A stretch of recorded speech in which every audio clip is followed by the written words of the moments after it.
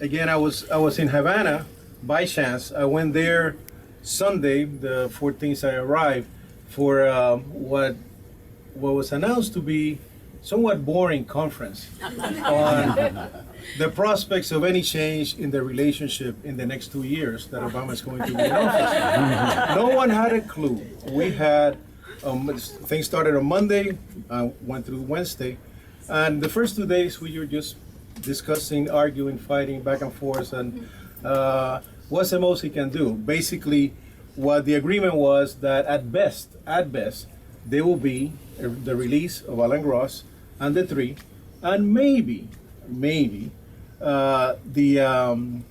take you off the list of countries that sponsor terrorism. Those were the two things that would have been enough. Reason being, of course, that Obama is headed. Finally said that he's going to go to the Summit of the Americas. Raul Castro has also accepted, and Obama simply could not show up there without doing something with Cuba, because the whole continent has been screaming at him for years and saying, when are you going to start changing this thing?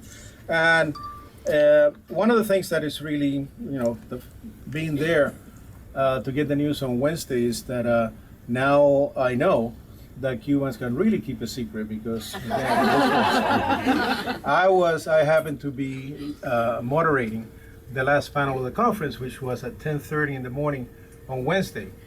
No one, again, until I got a note from one of the directors who said, we need to finish this before noon because Raul is going to make a very important announcement.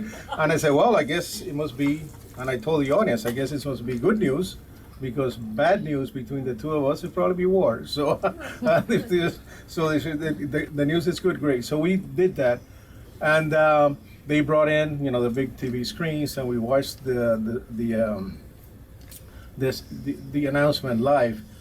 First Raul spoke, and then we had to get a tape of Obama. But the whole thing, there were like 200 people in the room, including some of the students that from the university, and the whole place exploded after the thing. Everyone got up, cheering, and we sang the national anthem. We all cried, and it was pandemonium. The students went to the streets and celebrated, and one of the things that was wonderful about the event is that as part of the conference, we had given Wayne Smith, the former head of the intersection in Havana, a tribute. And it was a wonderful thing. It was main people from culture and politics. Wayne was there and was very excited about this. But of course, Wayne had no idea that when he went to bed that night, very happy after the tribute, that he was going to get up the next morning to find that out. Now, he came into the room after the announcement, of course, again. People just went wild. So that was terrific. As far as the announcement is concerned, well, let me say this, and Jan, you want to hear this? The lawyers, we had a wonderful panel of lawyers that on Tuesday basically outlined what was going to happen. Not because they knew, it's just that the fact is that's the law. Michael Krinsky and also Bob Muse, who are two of the top experts on the blockade, they were explaining, and they were very clear on this, that there are so many things that Obama could do, and all of the measures that he took basically are within his power to do. But of course, at the end, where everybody says he's not going to do any of them, and so we were all very surprised, and they were very happy that they basically predicted that. They told me that they were excited. I saw Krinsky afterwards. He said he couldn't even sleep that night because he was, he couldn't believe it that this has happened. So anyway, I just want to make sure I mentioned it.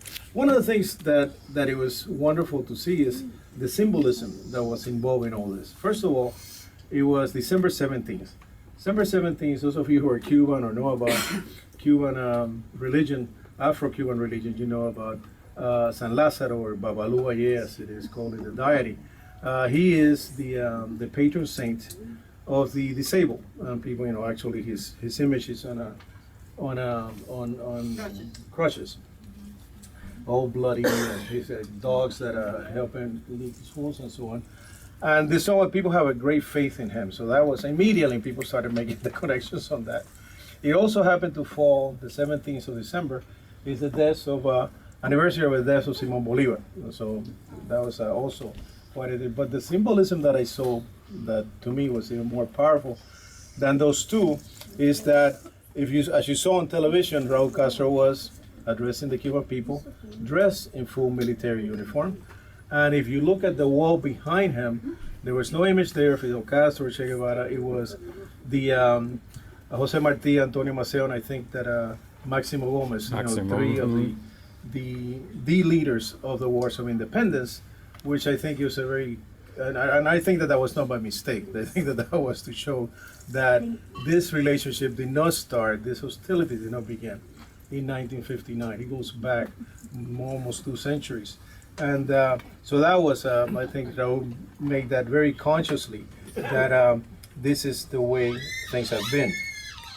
So personally, I was, of course, very happy, delighted, joyful. I was in no words. So, well, how excited I was to be there at that time with a lot of good friends from the past, members, all of them involved in this long struggle to get the three back to Cuba, and to have all 5 of them, and to vindicate Fidel. Fidel's the man who now can die in peace. He says he's overcome everything, including his famous promise back in 2001 when he said they shall return, and they did return. And for the first time, yeah. This is the newspaper, Grandma, the official newspaper of Cuba. It's got, you can see there's Raúl, let's see, that's making and Obama.